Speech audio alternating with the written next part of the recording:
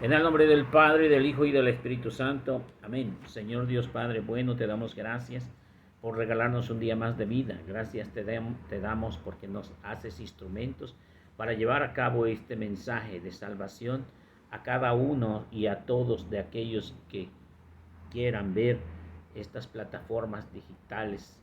Señor, tu mensaje no está esclavizado, tu palabra no tiene ataduras y llega hasta los rincones de los corazones más necesitados. Haznos pues instrumento de esa paz, de ese amor, para que tu evangelio sea transmitido, aceptado y puesto en práctica por todos aquellos que te aman. Hágase pues tu divina voluntad en nombre del Padre, del Hijo y del Espíritu Santo. Amén. Numeral 28, el cuerpo rebelde al espíritu. Del 28 de mayo y 1 de julio de 1980. Estamos leyendo de nuevo los primeros capítulos del libro de Génesis para comprender cómo, con el pecado original, el hombre de la concupiscencia ocupó el lugar del hombre de la inocencia originaria. Las palabras de Génesis capítulo 3, verso 10, temerosos porque estaban desnudos.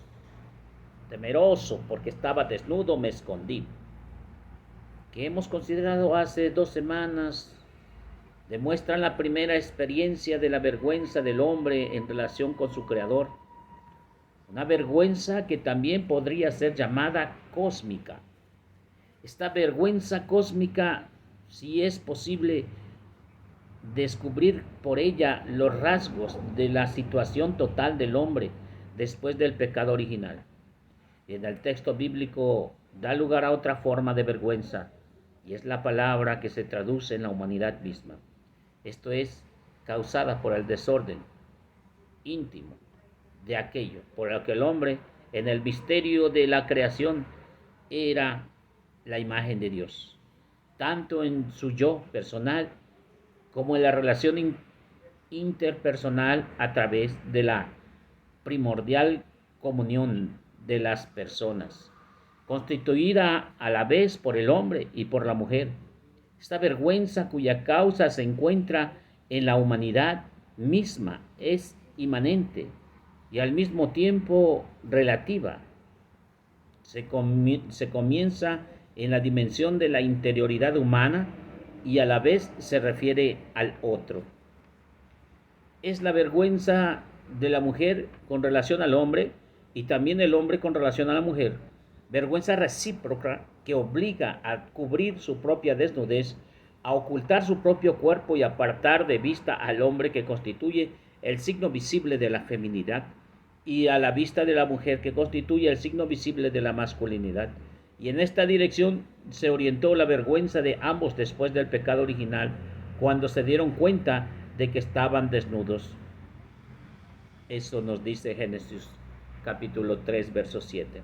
El texto ya vista indica explícitamente el carácter sexual de esta vergüenza. Consideró unas hojas de higuera y se hicieron unos ceñidores. Sin embargo, podemos preguntarnos si el aspecto sexual tiene un solo carácter relativo o en estas palabras, si se trata de vergüenza de la propia sexualidad o solo con la relación a la persona del otro sexo.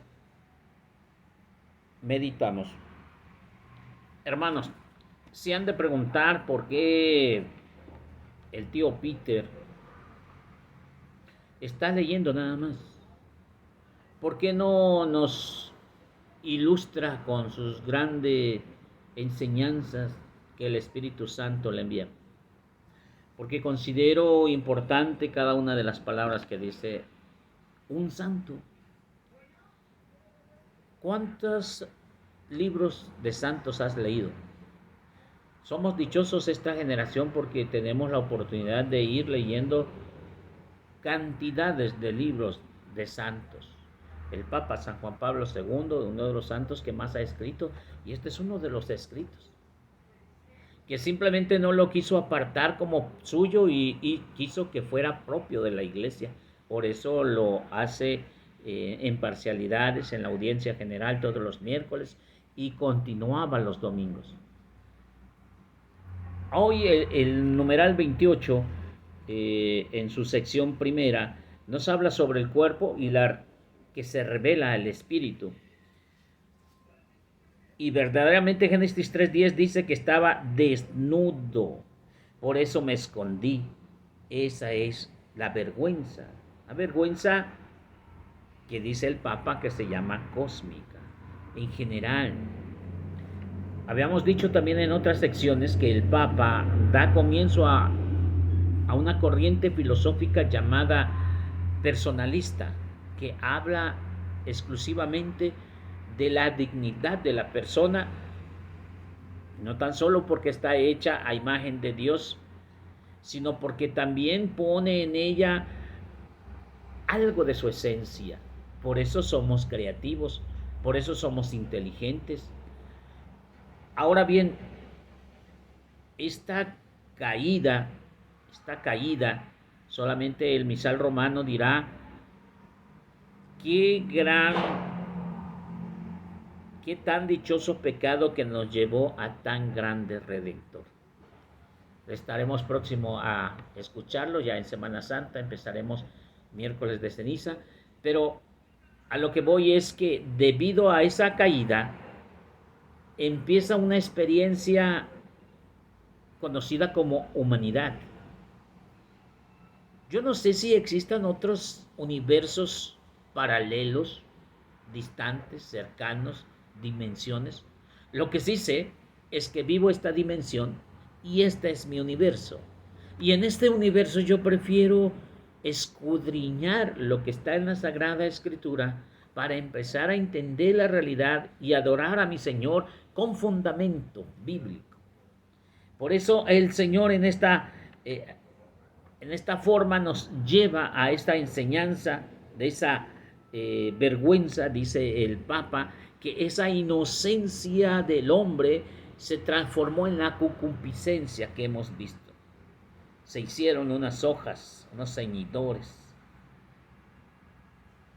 pero que dice que no tan solo estaban relacionados a la vergüenza corporal, sino también en su persona, y era mutuo con la mujer. Numeral 2. Aunque la luz de esta única frase determinada en Génesis 3:7, la respuesta a la pregunta parece mantener sobre todo el carácter relativo de la vergüenza originaria. No obstante, la reflexión sobre todo el contexto inmediato permite descubrir su fondo más inmanente. Esta vergüenza que sin duda se manifiesta en el orden sexual, revela una dificultad específica para hacer notar la esencia del humano, del propio cuerpo, dificultad de que el hombre no había experimentado en ese estado de inocencia originaria. Efectivamente, así se puede entender las palabras, temeroso porque estaba desnudo, y que ponen en evidencia la consecuencia del fruto del árbol de la ciencia del bien y del mal en lo íntimo del hombre. A través de estas palabras se descubre cierta fractura constitutiva en el interior de la persona humana, como una ruptura originaria, unidad espiritual y somática del hombre, que este se da cuenta por primera vez que su cuerpo ha dejado de sacar la fuerza ha dejado de secar la fuerza del Espíritu Santo, que lo llevaba al nivel de la imagen de Dios. Su vergüenza originaria lleva consigo signos de una específica humillación interpuesta por el cuerpo, y en esa esconde esa contradicción que acompañará siempre al hombre histórico en todo su camino, como escribe San Pablo, Romanos 7, 22 al 23, porque me deleito en la palabra de Dios según el hombre interior, pero siendo otra ley en mi miembros que repugna la ley de mi mente. Meditamos. Lo que el Papa San Juan Pablo II estaba anunciando ya en este documento, cómo es que el hombre no tan solo se queda dañado físicamente, sino también de manera espiritual. el hombre también había logrado darse cuenta, como había probado del árbol del bien y del mal, se da cuenta de que se ha equivocado grandemente. Ha dejado secar el manantial del Espíritu Santo que lo mantenía a nivel de la imagen de Dios. Ahora ha pisado el suelo. Te tenía en un peldaño, dice, te tenía en un altar y ahora lo te. Son preguntas, hay frases que todavía se utiliza aquí en la gente, pero quiere decir que el hombre perdió todo tipo de facultad espiritual, y si no la perdió en su totalidad, disminuyó a tal grado que a pesar de que tuviera el conocimiento del bien mal, esto conlleva alejarse. Si nosotros analizamos quizá ese brebaje, ese fruto prohibido del bien y del mal, en ocasiones hace daño, puesto que dejas de valorar la inocencia y pretendes buscar algo que nunca satisface, como que un apego a un amor platónico, a un amor eros insatisfecho, y buscas cada vez más pretender controlar, organizar o formar otras cosas que no son de Dios, que son tu ideología, pero que tratas de decir que son de Dios para que se ampare con la enseñanza divina. Qué equivocados estamos. Continuamos con el punto 3. En esa vergüenza inmanente tiene tal agudeza cognitiva que crea una inquietud en el fondo de la existencia humana, no solo frente a la perspectiva de la muerte, sino también frente a todo lo que depende del valor y la dignidad mismo de la persona en su significado ético. En este sentido, la vergüenza originaria del cuerpo estaba desnudo, es ya miedo. Estaba temeroso, anuncia la inquietud de la inconsciencia vinculada por la concupiscencia. El cuerpo no se somete al espíritu con el estado de inocencia originaria, lleva consigo un constante foco de consistencia al espíritu y se asemeja de algún modo a la unidad del hombre persona, esto es, a la naturaleza moral. La concupiscencia del cuerpo es una amenaza específica a la estructura de la autoposición y el autodominio a través de los que forma la persona humana, y constituye también para ella un desafío específico. El hombre de la concupiscencia no domina el propio cuerpo, al igual que la sencillez y la naturalidad, como lo había hecho el hombre de la inocencia originaria. La estatura de la autoposesión, esencial para la persona, es alterada en él, de modo que los mismos fundamentos se identifican de nuevo con ella en cuanto está continuamente dispuesto a conquistarla. Meditamos. Viendo muchas películas de cómics, viendo muchas películas donde un brebaje hace que se altere el sistema físico, mental y espiritual de una persona, que es total, que como resultado es totalmente diferente a la que creyó o pensaba ser. De ahí que le sucede algo muy parecido al ser humano. Con la caída, después de haber ingerido el fruto del bien y del mal, concluye siendo o transformándose en algo que no quería ser. Por eso Romanos 7:22. No hago el bien que quiero, sino el mal que detesto. Porque ese hombre se ha transformado, así como dijimos, en el hombre de la inocencia, en el hombre de la concupiscencia. Dice,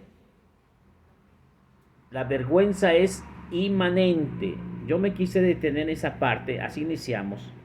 Inmanente porque brota de fondo de ti, que es inmanente a algo que está dentro de ti y que sale fuera.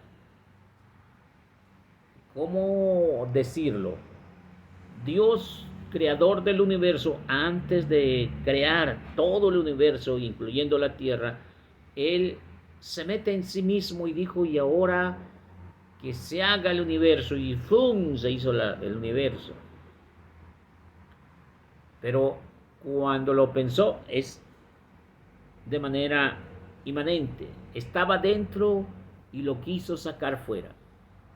Y de manera transeúnte es lo que nosotros alcanzamos a percibir lo que está creado, porque ya lo percibimos, porque ya está escrito.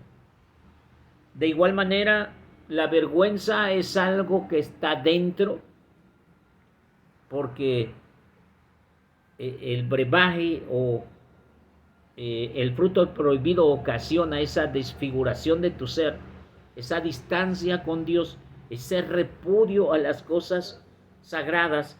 Y estará diciendo San Juan que los hijos de la oscuridad repudian la luz.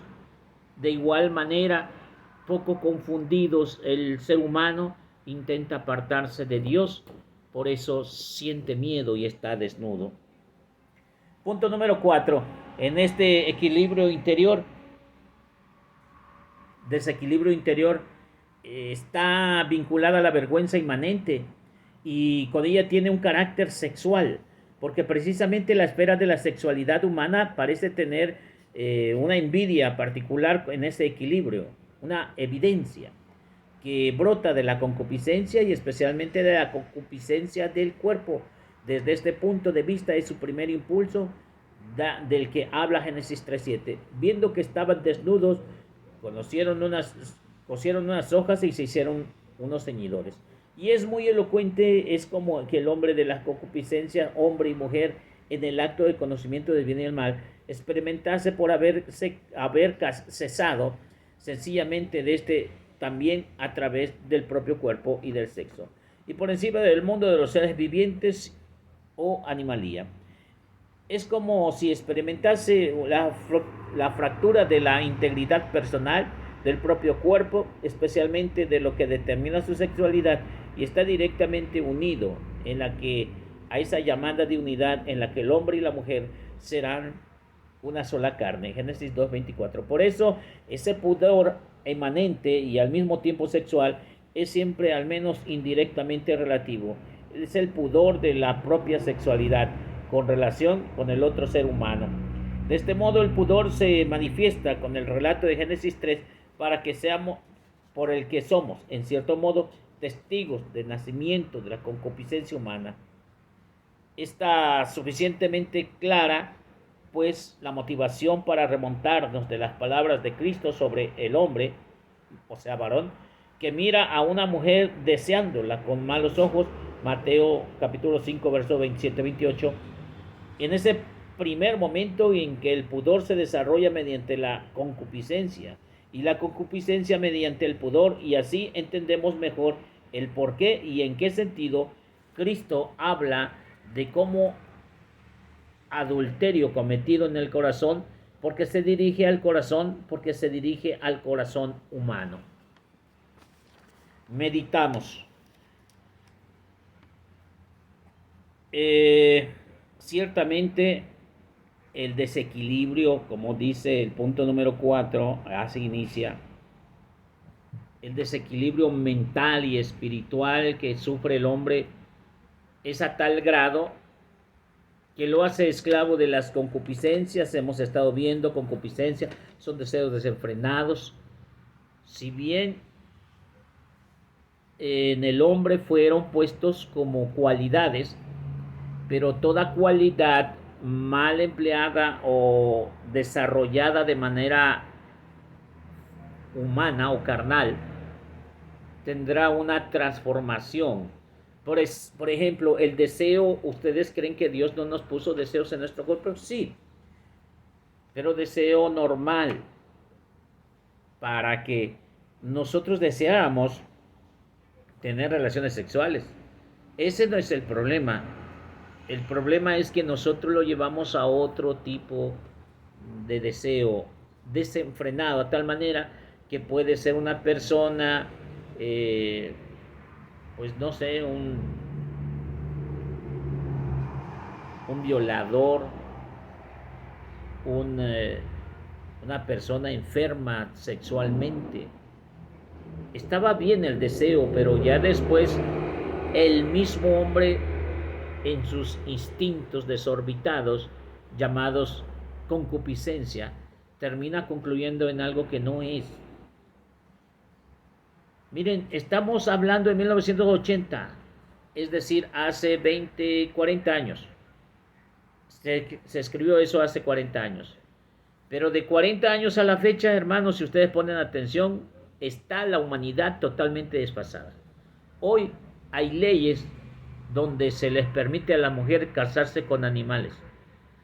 Estaba viendo una película que se la recomiendo, se llama 2050, donde se presupone que en aquellos entonces, para aquellos entonces, los juguetes sexuales serán robots completamente y harán lo que tú quieras que hagas. Al igual que un celular, ahora un robot, un ser digital, va a regir tu vida, incluyendo la vida sexual.